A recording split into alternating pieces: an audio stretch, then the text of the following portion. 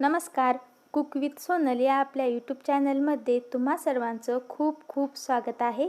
तर आज आपण पटकन काजू करी कशी बनवायची ते बघणार आहोत. मस्त पटकन ही भाजी तयार होते. घरामध्ये भाजीला काही नसेल किंवा मग काहीतरी चमचमीत खावं असं वाटत असेल, रोज रोज त्याच भाज्या खाऊन कंटाळा आला असेल तर तुम्ही ही भाजी नक्कीच ट्राय करू शकता. बजेटमध्ये होते आणि खायला तर खरंच खूप टेस्टी लागते. तर चला या आपल्या साध्या सोप्या रेसिपीला सुरुवात करूयात. काजू करी बनवण्यासाठी एक छोटी वाटी काजू घेतलेले आहेत. तर काजू आपल्याला चाकूने त्याचे असे 2 भाग करून घ्यायचे आहेत.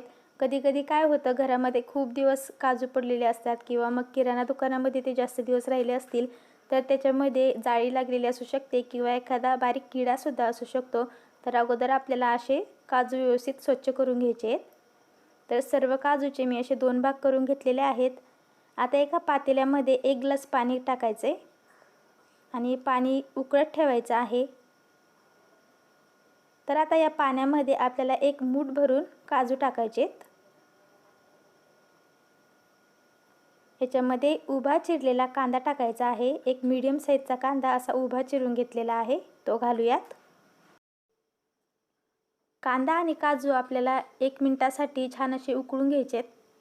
तर पहा, आता पाणी उकळलेलं आहे आणि 1 मिनिट ह्याला असंच मिक्स करत उकळून द्यायचं आहे, म्हणजे कांदा छान मऊ होतो.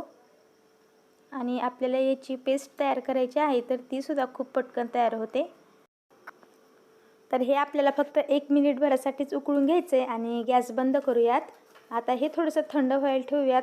तोपर्यंत एका मिक्सरच्या भांड्यामध्ये 2 हिरव्या मिरच्या, 4 ते 5 लसूण पाकळ्या, अद्रकीचा तुकडा आणि थोडीशी कोथिंबीर घालून ह्याचं असं वाटण तयार करून घ्यायचं आहे.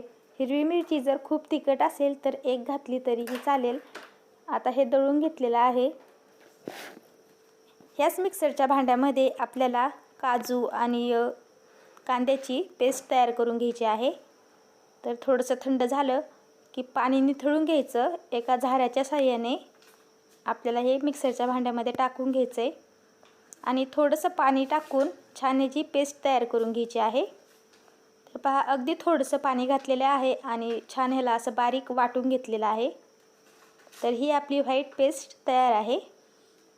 आता एका पॅनमध्ये आपल्याला तेल घालायचं आहे. तर मी 2 पळ्या तेल घातलेलं आहे आणि काजू घालूयात. आता हे काजू आपल्याला थोडेसे भाजून घ्यायचे आहेत. तर तुम्ही तेलाऐवजी तुपाचा सुद्धा वापर करू शकता, त्याच्यामुळे सुद्धा भाजीला टेस्ट खूप छान येते. तर आता 2 मिनिटे आपण हे काजू छान लालसर होईपर्यंत मीडियम गॅसवरती असेच भाजून घेऊयात. काजू भाजल्यामुळे भाजीमध्ये ते छान खरपूस लागतात आणि चवीला सुद्धा छान लागतात. तर पहा, हलकेसे लालसर झाले की आपण आता हे एका प्लेटमध्ये काढून घेऊ. तर काजू छान तळून झालेले आहेत. आता त्याच तेलामध्ये अर्धा चमचा जिरे घालायचे. जिरे छान फुलले की याच्यामध्ये खडे मसाले, तर तेजपत्ता घालूयात आणि दालचिनीचा तुकडा, इलायची घालायच्या आहेत 2 अख्ख्या. तर ह्याला थोडंसं आपण आता परतून घेऊयात तेलामध्ये. आणि हे सर्व परतत असताना आपल्याला गॅस बारीक ठेवायचा आहे, म्हणजे जिरेसुद्धा आपलं करपणार नाही. तर तेजपत्ता हलकासा लालसर झाला की छान त्याचा फ्लेवर भाजीमध्ये उतरतो.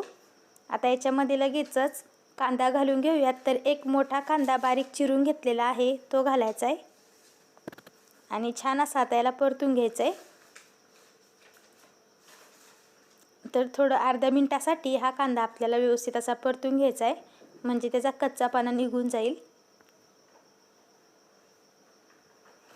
कांदा थोडासा परतून झाला की आपण जे हिरवं वाटण तयार करून घेतलं होतं ते आपण याच्यामध्ये टाकूयात आणि ते सुद्धा कांद्यामध्ये छान असं मिक्स करून घेऊ. तर आता वाटण आणि कांदा आपल्याला थोडासा परतून घ्यायचा आहे. आता याच्यामध्ये टोमॅटो घालूयात. तर मी 2 मीडियम साईजचे टोमॅटो बारीक चिरून घेतलेले आहेत, ते याच्यामध्ये घालायचे आहेत आणि छान असं याला पण आता आपल्याला मिक्स करून घ्यायचं आहे.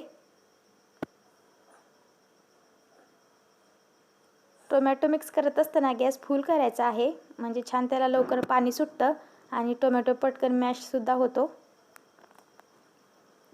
आता याच्यामध्ये पाव चमचा हळद, अर्धा चमचा धने पावडर, अर्धा चमचा लाल तिखट आणि व्यवस्थित त्याला मिक्स करून घेऊयात. छान आता सर्व मसाले आपल्याला परतून घ्यायचे आहेत. मसाले करपू नयेत म्हणून अर्धा ग्लास आपल्याला याच्यामध्ये पाणी घालायचे आणि मिक्स करून झाकण ठेवायचं आहे, म्हणजे टोमॅटोसुद्धा त्यातील छान शिजला जातो. 1 मिनिटे आपण झाकण ठेवून याला वाफवून घेऊयात. तर 1 मिनिटानंतर पहा, मस्त असा आता टोमॅटोसुद्धा छान शिजला गेलेला आहे आणि याला आता मिक्स करूयात. थोडंसं असं चमच्याने मॅश करायचं आहे. तर टोमॅटो बारीक चिरल्यानंतर छान त्याची ग्रेव्ही तयार होते. टोमॅटो खूप मोठा मोठा नाही चिरायचा, बारीक चिरायचा आहे. तर पहा, पूर्णपणे टोमॅटो आता याच्यामध्ये मॅश झालेला आहे आणि भाजीमध्ये तो छान दिसतो सुद्धा.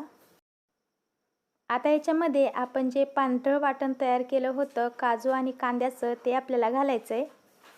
तर सर्व वाटण याच्यामध्ये घालून घेते आणि छान असं आता याला पण मिक्स करून घ्यायचं आहे.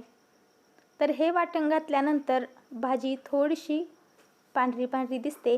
जर तुम्हाला खूप लालसर भाजी हवी असेल तर तुम्ही हे स्किप करू शकता.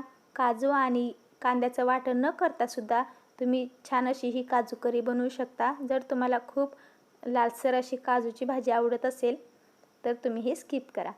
तर आता आपण ह्याला छान असं मिक्स करून घेऊयात. आता जरी ही थोडीशी पांढरी दिसत असली तरी पण भाजी शिजल्यानंतर छान अशी भाजी तयार होते आणि कशीही दिसत असली तरी खायला मात्र सुपर्ब लागते. तर पहा, छान असा त्याला परतून घेतलेला आहे आणि अजून अर्धा ग्लास पाणी मी याच्यामध्ये घातलेलं आहे. मिक्स करून घेऊयात आता. ही भाजी थोडीशी दाटसरच असते, खूप पातळ याची ग्रेव्ही नसते. चवीनुसार मीठ घालायचं आहे आणि मिक्स करून घ्यायचं आहे. आता भाजीला उकळी आणून घेऊयात. भाजी उकळली की बारीक गॅस करायचा आणि काजू आता आपण याच्यामध्ये टाकून घेऊयात. काजू टाकल्यानंतर फक्त 2 मिनिटेच आपल्याला ही भाजी शिजवून घ्यायची आहे. खूप जास्त वेळ नाही शिजवायची, नाहीतर काजू मऊ पडतात. गरम मसाला घालायचा आहे अर्धा चमचा आणि मिक्स करूयात छान. तर पहा, मस्त अशी आपली भाजी दिसत आहे आणि 2 मिनिटे आता झाकण ठेवून याला बारीक गॅसवरती शिजून द्यायचं आहे आणि 2 मिनिटानंतर छान अशी आपली ही भाजी तयार झालेली आहे. याच्यामध्ये मलाई घालायची आहे. तर 2 चमचे तुम्ही क्रीमसुद्धा घालू शकता. तर मी दुधावरची साय याच्यामध्ये घातलेली आहे आणि मिक्स करून घेऊयात. आता फक्त दुधावरची साय आपल्याला याच्यामध्ये मिक्स करायची आहे आणि छान अशी आपली ही भाजी तयार झालेली आहे. मस्त अशी दिसते आणि खायलासुद्धा छान लागते. तर तुम्ही हिला भातासोबत किंवा पोळीसोबत एन्जॉय करू शकता. तर पहा, मस्त अशी ग्रेव्ही झालेली आहे आणि छान आपली भाजी तयार आहे. तर आता गॅस बंद करूयात आणि आपण प्लेटिंग करून घेऊयात. तर पहा, मस्त अशी आपली भाजी ही तयार झालेली आहे. छान दिसायलासुद्धा दिसते आणि खायलासुद्धा खूप छान लागते. तर तुम्हाला ही रेसिपी आवडली असेल तर लाईक करा, शेअर करा आणि चॅनलला सबस्क्राईब करायला विसरू नका. पुन्हा भेटूयात नवीन रेसिपीसोबत. तोपर्यंत बाय.